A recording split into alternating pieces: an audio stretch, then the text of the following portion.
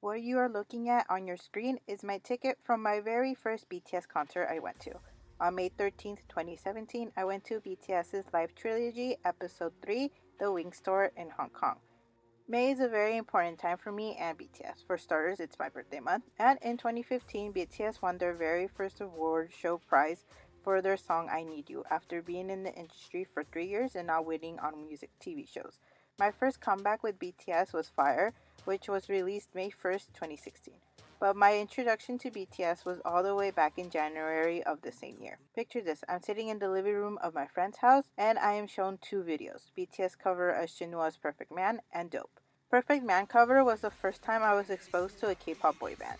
What captured my attention was everyone's fascination, to this day, non-K-pop fan and K-pop stan alike. Jimin. It's the orange hair, okay, it just suits him, as this girl agrees. Then came the first music video of BTS I saw. Dope.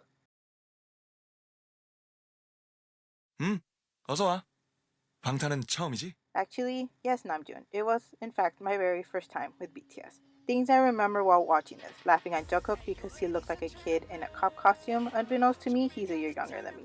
Then I saw this man who would change the direction of my life, and the man who still up to this day has captured the little heart I have left. This handsome face. Talk about the power of Kim Seokjin. He is my bias in BTS and in my username for this channel, shop, and everything I do really. The outfits I loved the most in this music video were the ones where it was the black with the gold, which I have yet to this day even figure out where they wore them. I actually didn't become a fan that instant. I was in denial. For months, behind said denial, I was researching everything having to do with BTS and just gaining as much knowledge about the group as I could. Hypocrisy on my part though, because I wasn't a fan of boy bands like One Direction, criticizing the music being put out.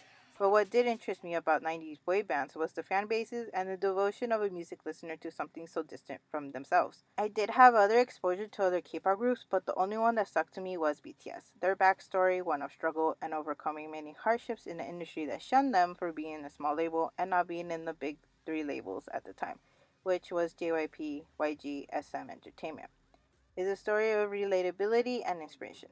BTS came from a smaller entertainment company known back then as Big Hit Entertainment. This is their old building now, covered in messages from fans who have graffitied all over the place.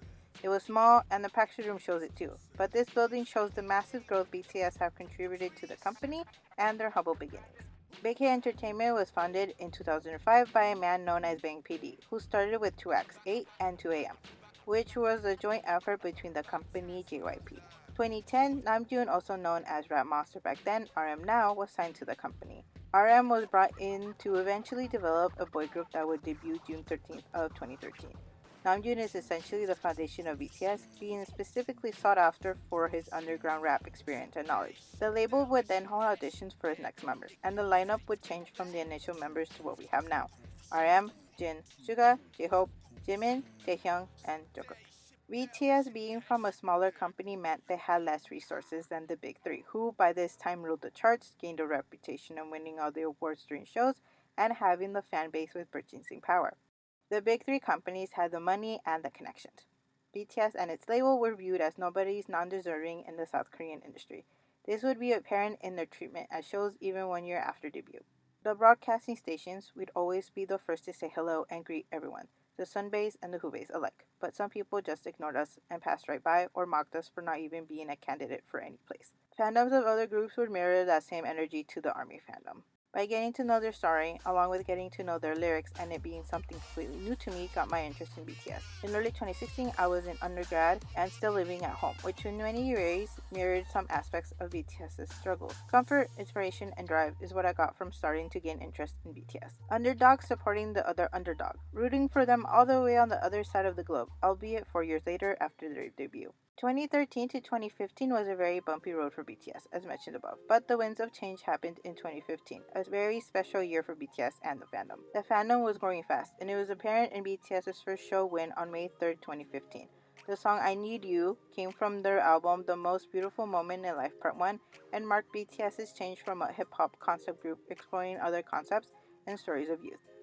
2025 marks the 10th year anniversary of the Most Beautiful Moment in Life series, which is known as HYYH era, and that turning point of BTS's career. 2015 was an emotional time for BTS and the fandom, a time of celebration and where hardships paid off entirely. I Need You was their last attempt to make it in the industry. Successes after a period of constant struggles means that someone somewhere will doubt that success. This very thing would happen to BTS, who were criticized and accused of this, meaning the company of a group/idol will inflate their numbers of sales to make it seem like more records or albums were sold.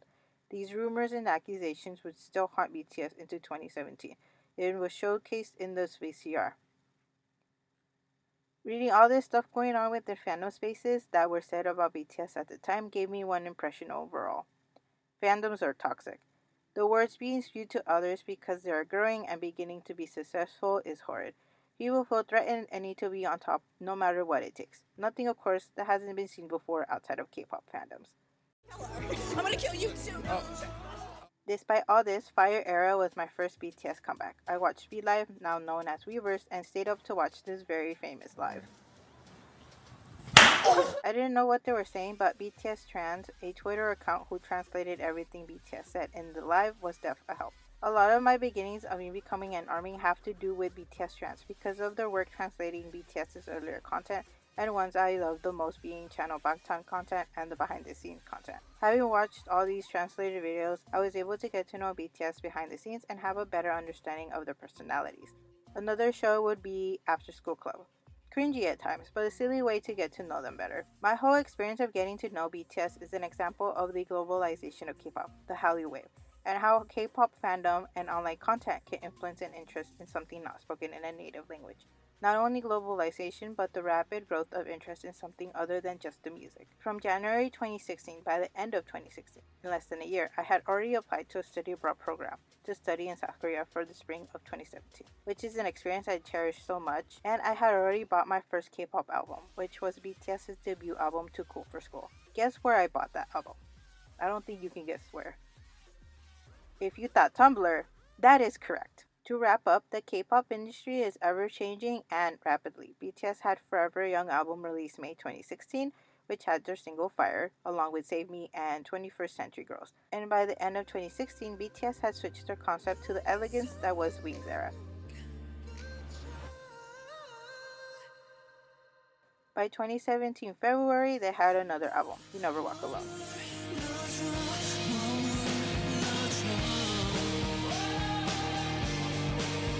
And just like that, we enter my BTS era, which has encompassed all of my 20s as I turn 29 this year.